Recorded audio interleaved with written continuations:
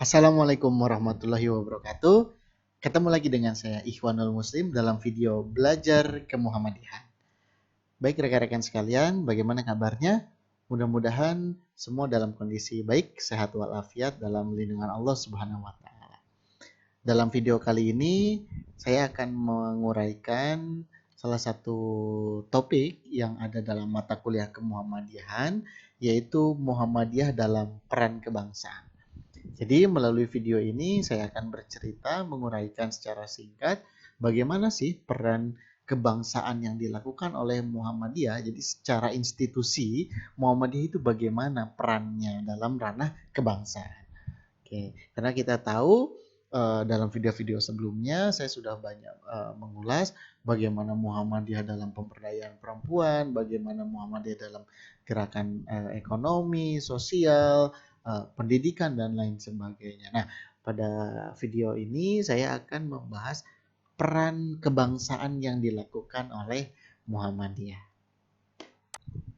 Oke, kita langsung saja masuk. Kalau nanti ada pertanyaan atau yang kurang jelas dari video saya ini, silakan langsung isi di kolom komentar yang sudah disediakan.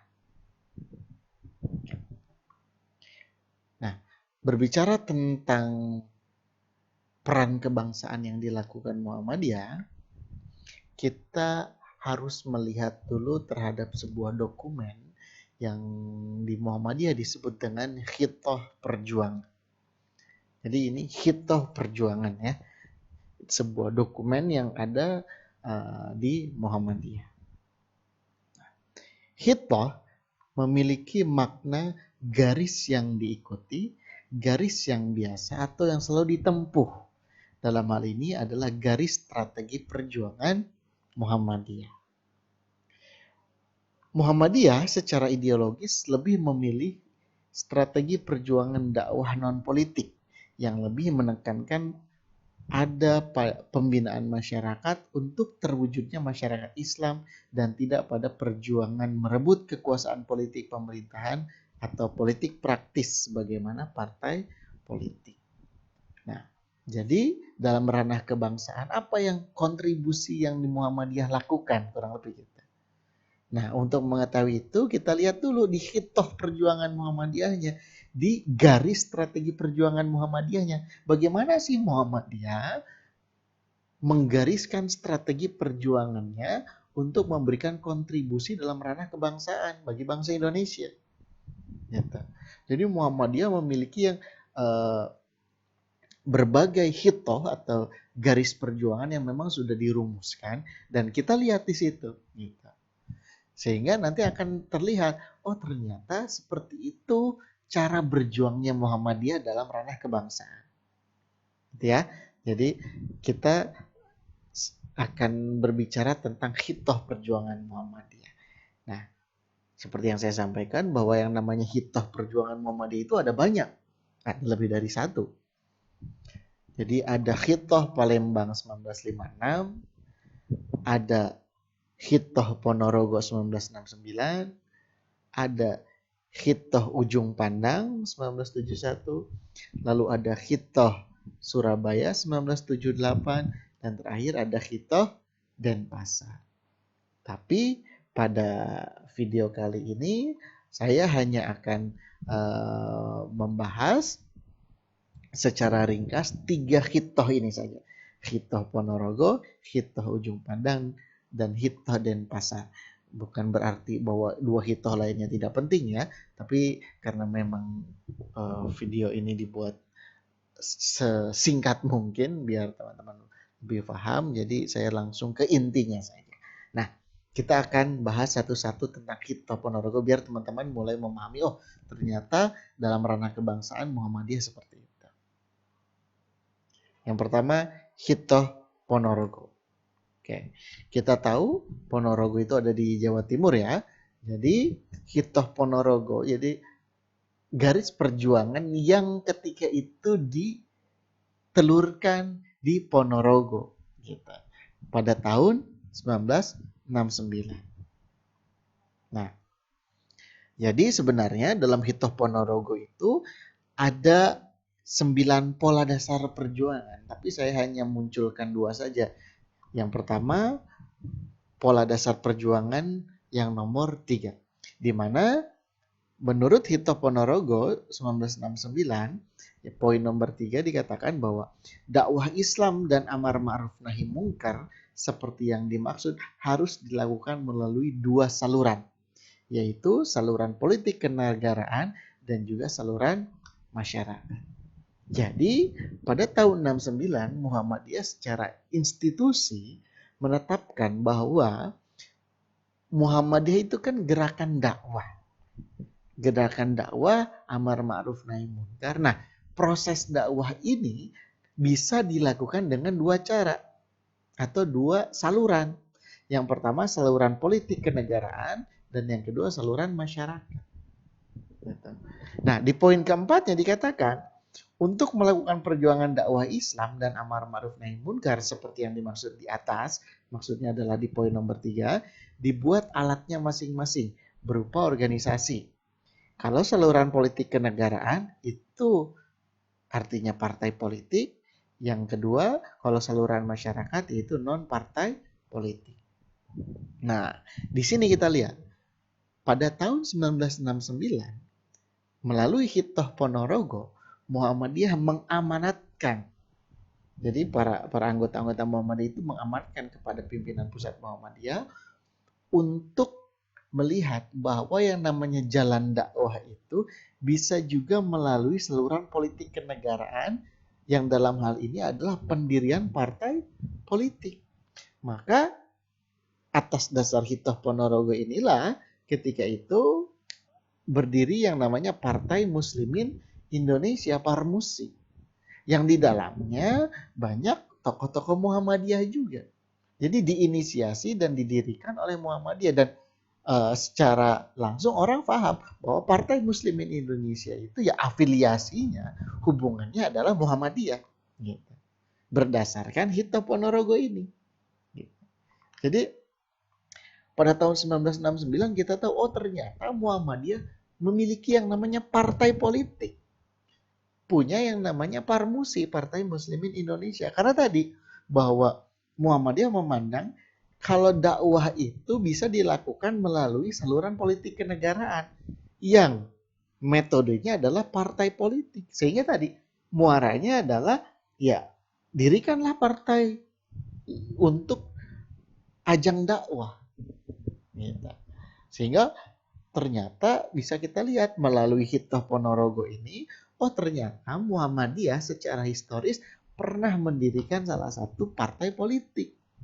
Gitu. Karena tadi ini sebuah ijtihad dari Muhammadiyah, sebuah hasil pemikiran yang dilakukan oleh para tokoh-tokoh Muhammadiyah ketika itu, bahwa yang namanya dakwah itu perlu juga dilakukan melalui saluran politik kenegaraan yang memang bentuknya adalah partai politik.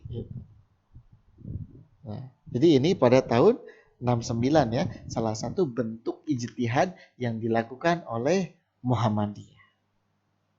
Jadi kita tahu kan zaman dulu tuh ada Masyumi, ada Marmusi dan partai-partai Islam lainnya yang memang bermunculan ketika itu ya. Dan Muhammadiyah ingin berdakwah melalui salah satu partai yaitu Partai Muslimin Indonesia. Yang kemudian kesini akhirnya merger istilahnya menjadi P3 kalau tidak salah, karena ketika zaman itu Soeharto menghendaki bahwa yang namanya partai Islam semua digabung aja jadi satu lah kan, kurang lebih gitu. Akhirnya semua bergabung jadi P3 gitu. Jadi berdasarkan Kitab Ponorogo ini kita tahu ya sekali lagi bahwa Muhammadiyah pernah mendirikan partai politik, karena tadi Muhammadiyah memandang bahwa yang namanya dakwah bisa juga melalui saluran politik kenegaraan.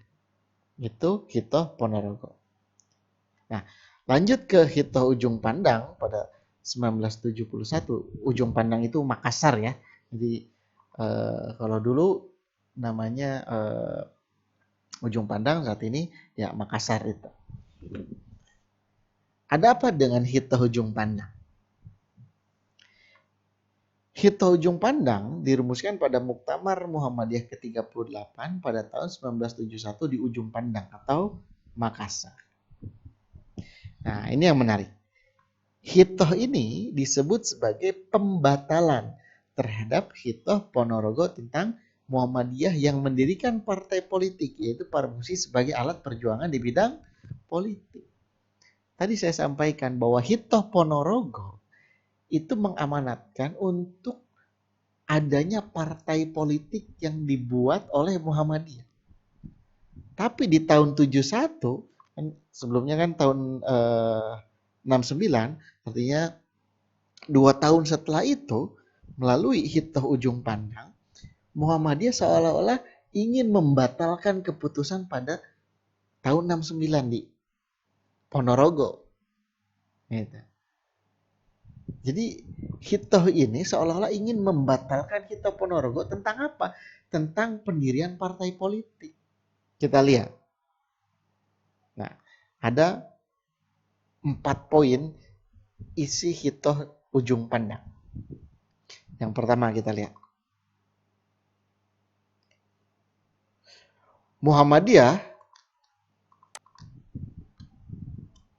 adalah gerakan dakwah Islam yang beramal dalam bidang kehidupan manusia dan masyarakat. Tidak mempunyai hubungan organisatoris dan tidak merupakan afiliasi dari sesuatu partai politik atau organisasi manapun. Nah, di poin 1 saja jelas bahwa isi dari Hitoh Ujung Pandang itu ingin menegaskan bahwa yang namanya Muhammadiyah itu tidak mempunyai hubungan organisasi dan tidak merupakan afiliasi terhadap suatu partai politik organisasi manapun. Artinya apa? Yaitu tadi, inilah pembatalan yang menegaskan bahwa Muhammadiyah di tahun 71 pasca pemilu, ketika itu kan di tahun 71 ada pemilu, pasca pemilu Muhammadiyah menegaskan bahwa saat ini Muhammadiyah tidak lagi berkaitan dengan yang namanya partai manapun, termasuk Parmusi ketika itu. Gitu. Karena tadi situasi politik yang akhirnya menyebabkan Muhammadiyah mengambil langkah seperti itu. Jadi sudahlah, seolah-olah kita tidak usah lagi berdakwah melalui jalur kenegaraan dengan mendirikan partai politik, kurang lebih gitu. Nah, yang kedua kita lihat. Setiap anggota Muhammadiyah sesuai dengan hak asasinya dapat tidak memasuki atau memasuki organisasi lain sepanjang tidak menyimpang dari anggaran dasar, anggaran rumah tangga, dan ketentuan yang berlaku dalam persyarikatan Muhammadiyah.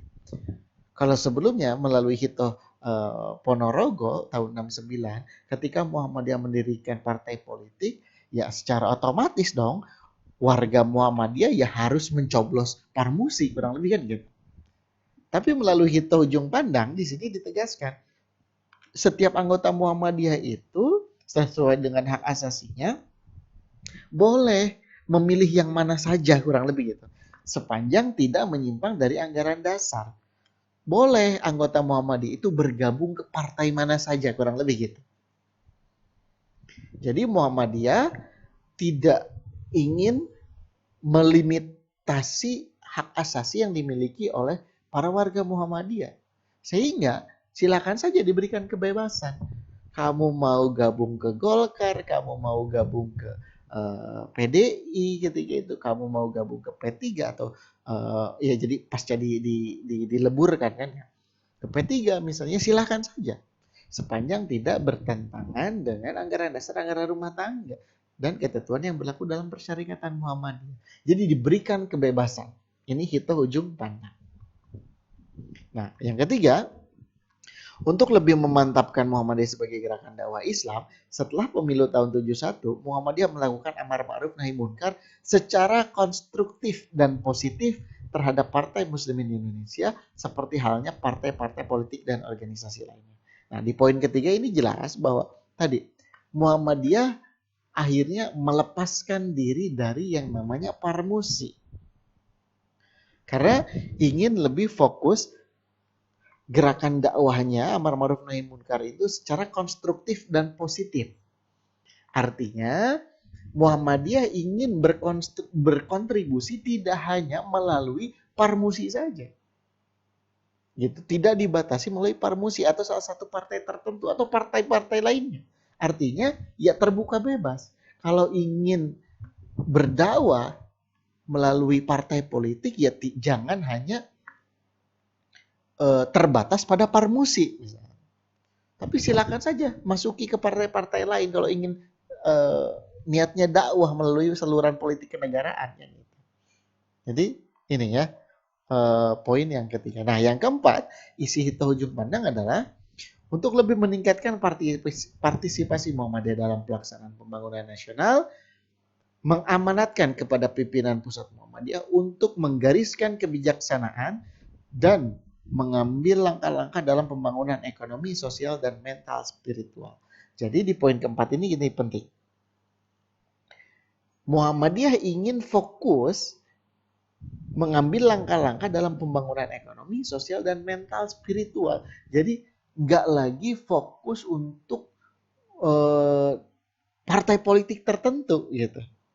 Jadi sudahlah, untuk partai politik Muhammadiyah tidak perlu ikut-ikutan. Tapi warga Muhammadiyah silakan kalau memang mau ikut gitu. Jadi Muhammadiyah secara organisasi tidak berkaitan, tidak berafiliasi terhadap organisasi partai politik manapun. Gitu. Jadi independen, kurang lebih gitulah. Karena Muhammadiyah secara institusi ini tadi ingin fokus dalam pembangunan ekonomi, sosial, dan mental spiritual. Sudah itu saja. Gitu. Tapi bukan berarti kalau gitu Muhammadiyah ingin mengekang para warga Muhammadiyah untuk tidak berpolitik praktis. Bukan. Gitu. Jadi harus dibedakan. Ini adalah sikap Muhammadiyah secara organisasi, secara institusi, secara persyarikatan. Gitu. Sehingga secara persyarikatan Muhammadiyah ingin lebih fokus terhadap pembangunan sosial, ekonomi, dan mental spiritual. Gitu. Kalau ada warganya yang ingin berpolitik, ya silahkan saja. Gitu. Selama tadi tidak bertentangan dengan anggaran dasar, anggaran rumah tangga, dan ketentuan yang berlaku dalam Muhammadiyah. Nah, inilah isi hitoh ujung pandang yang kemudian tadi saya sampaikan seolah-olah merupakan pembatalan dari hitoh Ponorogo pada tahun 69. Kalau tahun 69 hitoh Ponorogo tadi kan mengamanatkan bahwa Muhammadiyah harus mendirikan partai politik kan gitu. Nah, di sini hitoh ujung pandang karena situasi politik ketika itu akhirnya memberikan pilihan bagi Muhammadiyah untuk tidak masuk ke dalam ranah politik praktis gitu, secara institusinya. Gitu. Jadi gini ya, mudah-mudahan teman-teman bisa mengikuti apa yang saya sampaikan. Nah, selanjutnya hitoh Denpasar pada tahun 2002. Jadi ini saya ambil 3 hitoh saja karena tadi ini yang menurut saya menjadi sesuatu yang relevan untuk saya sampaikan pada kesempatan kali ini. Nah, bagaimana hitoh Denpasar 2002? Pada tahun 2002, Muhammadiyah menetapkan untuk memilih perjuangan dalam kehidupan bangsa dan negara melalui usaha pembinaan atau pemberdayaan masyarakat. Kalau tahun 69 tadi sudah dikatakan bahwa Muhammadiyah ingin berdakwah melalui 2 saluran kan, saluran kenegaraan artinya pendirian partai politik dan juga saluran masyarakat. Di hitoh ujung pandang ditegaskan bahwa Muhammadiyah ingin lebih fokus ke pembangunan ekonomi, sosial, dan mental spiritual. Dan di hitoh Denpasar ini ingin ditegaskan kembali. Jadi hitoh Denpasar itu sebagai penegasan atas hitoh ujung pandang tahun 71. Gitu. Jadi Muhammadiyah memilih perjuangan dalam kehidupan bangsa dan negara melalui usaha pembinaan atau pemberdayaan masyarakat. Jadi tidak melalui kegiatan politik praktis. Selanjutnya, Muhammadiyah tidak berafiliasi dan tidak mempunyai hubungan organisatoris dengan kekuatan-kekuatan politik atau organisasi manapun.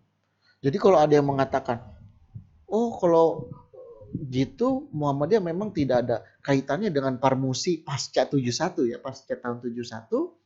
Tapi kan Muhammadiyah saat ini mempunyai hubungan atau afiliasi terhadap Partai Amanat Nasional misalnya yang didirikan oleh Pak Amin Rais yang memang tokoh Muhammadiyah, mantan ketua pimpinan pusat Muhammadiyah. Oh tidak. Jadi berdasarkan hitoh Denpasar tahun 2002, Muhammadiyah tidak memiliki afiliasi atau tidak memiliki hubungan organisasi dengan kekuatan-kekuatan politik organisasi manapun. Kalau dengan Partai Amanat Nasional bagaimana? Ya, tidak ada hubungannya. Meskipun ya disadari atau tidak banyak kader Muhammadiyah yang bergabung dengan Partai Amanat Nasional. Tapi kan itu hak warga negara. Yang secara institusi, yang secara persyarikatan Muhammadiyah tidak bergabung atau tidak memiliki hubungan gitu. Meskipun ya sama-sama logonya Sang Surya kan gitu. Tapi ya tidak ada hubungannya secara organisasi. Lalu penegasan selanjutnya adalah Muhammadiyah memberikan kebebasan kepada setiap anggota persyarikatan untuk menggunakan hak pilihnya dalam kehidupan politik sesuai hati nurani masing-masing.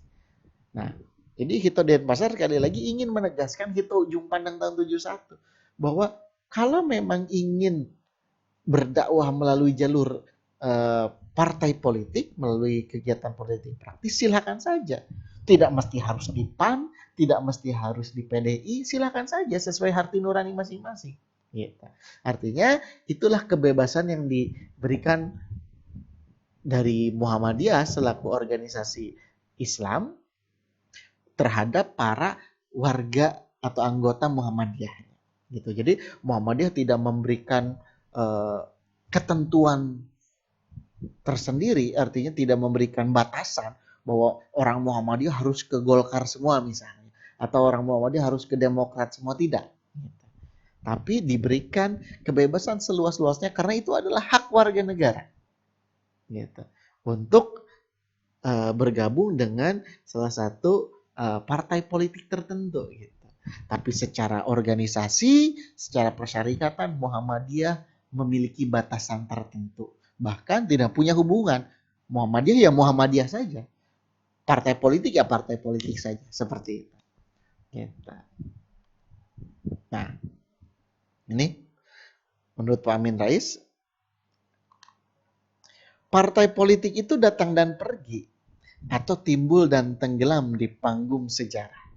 Tetapi Muhammadiyah sebagai gerakan dakwah, insya Allah akan tetap abadi untuk perjuangan menegakkan dan menjunjung tinggi agama Islam, sehingga terwujud masyarakat Islam yang sebenar-benarnya di Indonesia dan di muka bumi. Ini pernyataan Bapak Amin Rais atas sikap Muhammadiyah terhadap partai politik berdasarkan hitoh-hitohnya tadi. Gitu. Jadi kenapa Muhammadiyah akhirnya tidak memiliki hubungan spesial terhadap partai politik tertentu? Karena itu tadi, yang namanya partai politik itu datang dan pergi atau timbul dan tenggelam, kata Pak Amin Rais. Tapi Muhammadiyah sebagai gerakan dakwah itu harus tetap ada. Gitu. Sehingga tadi sudah tepat kiranya Muhammadiyah untuk secara institusi ya, Muhammadiyah secara institusi untuk menjaga jarak, untuk tidak memiliki hubungan apapun dengan partai politik tertentu. Ya sudah, karena apa? Karena Muhammadiyah ya gerakan dakwah, gerakan Islam, bukan gerakan politik. Gitu, artinya politik praktis ya gitu. Gitu. Jadi ini sikap Muhammadiyah dalam ranah kebangsaan. Gitu. Nah, selanjutnya berbicara Muhammadiyah dalam peran kebangsaan, di Muhammadiyah itu dikenal dengan istilah, dalam organisasi manapun saya rasa ada istilah namanya kader. Nah, di Muhammadiyah ada istilah tiga kader, tiga kader yang ingin dibentuk oleh Muhammadiyah. Yang pertama kader persyarikatan, kader keumatan, dan juga kader kebangsaan. Nah, ini dengan foto-foto para tokoh Muhammadiyah. Ini Bapak Profesor Haidar Nasir, Ketua Umum Pimpinan Pusat Muhammadiyah saat ini. Lalu ada sebelahnya, ini saya yakin teman-teman juga tahu, Profesor Din Syamsuddin, mantan Ketua Umum Pimpinan Pusat Muhammadiyah juga. Lalu ada kader kebangsaan, ini ada Profesor Amin Rais, tokoh Muhammadiyah mantan Ketua Umum Pimpinan Pusat Muhammadiyah juga. Maksudnya apa? Dari 3 kader ini. Nah, tadi seperti yang saya sampaikan, di Muhammadiyah itu identik dengan 3 corak kader. Ada kader persyarikatan, ada kader keumatan, dan kader kebangsaan. Nah, maksudnya adalah Muhammadiyah sebagai organisasi Islam ingin mencetak 3 kader, 3 jenis kader. Ada kader persyarikatan, kader keumatan, dan kader kebangsaan. Kader persyarikatan yang pertama. Maksudnya adalah Muhammadiyah perlu dan ingin yang namanya kader persyarikatan itu tetap ada. Artinya apa? Kader-kader yang pada akhirnya bisa menggantikan para pemimpin-pemimpin yang ada saat ini. Artinya yang ingin fokus menghidupi Muhammadiyah, ingin mengembangkan Muhammadiyah, ingin memajukan Muhammadiyah. Artinya itu disebut kader persyarikatan. Gitu. Dan Pak Haidar Nasir ini saya berikan ilustrasi bahwa beliau adalah kader persyarikatan. Karena apa? Yang saat ini beliaulah yang menjadi ketua pimpinan pusatnya di Muhammadiyah. Sehingga bisa dikatakan, oh ternyata Prof. Haidar ini memang kader yang ingin memajukan Muhammadiyah.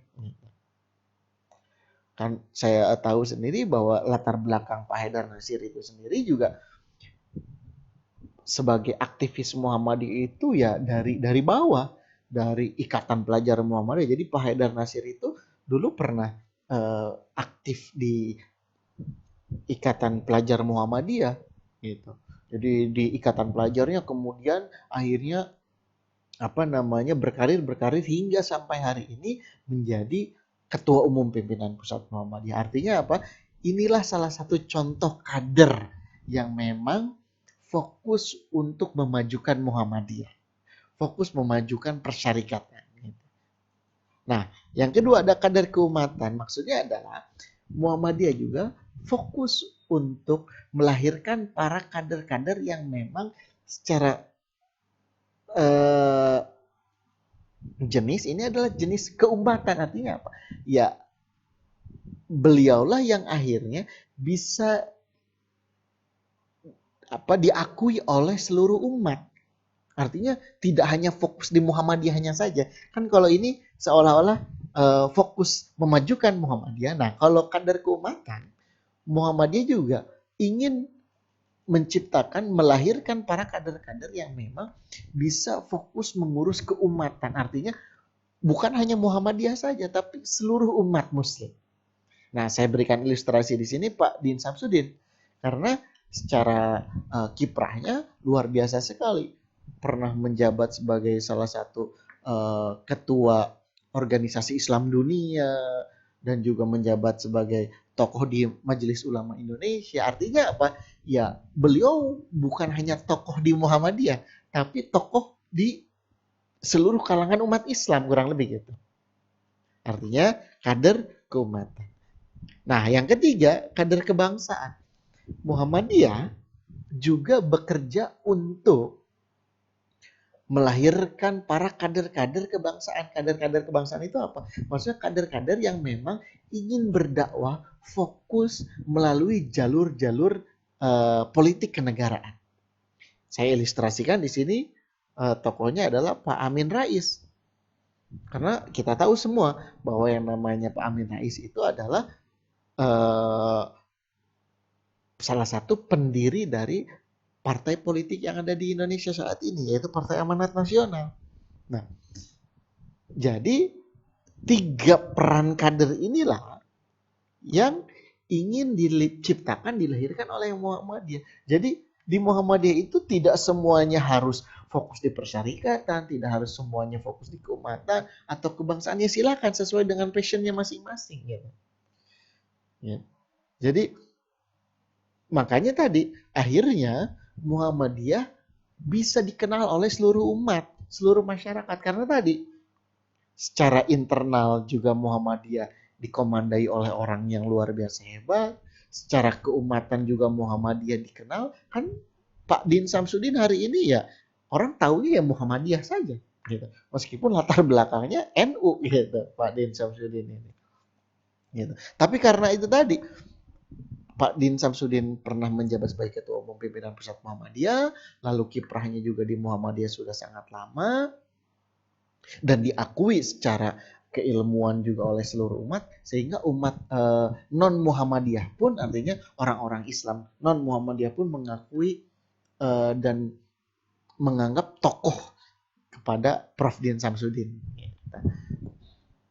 Nah, yang ketiga tadi kebangsaan, kadar kebangsaan, artinya melalui jalur dakwah Pak Amin Rais dan para kader-kader lainnya ingin melakukan dakwah dalam bidang politik kenegaraan. Jadi tadi di Muhammadiyah itu dalam peran kebangsaan diberikan opsinya seperti yang tadi di Hito Ujung Pandang, Hito Denpasar. Silakan saja. Kalau memang mau berpolitik silakan saja gitu. Di Muhammadiyah tidak dibatasi karena tadi secara konsep Muhammadiyah itu ingin melahirkan para kader-kader yang bukan hanya ada di kader persyarikatan, bukan juga hanya menjadi kader umat, bukan juga hanya menjadi kader kebangsaan. Jadi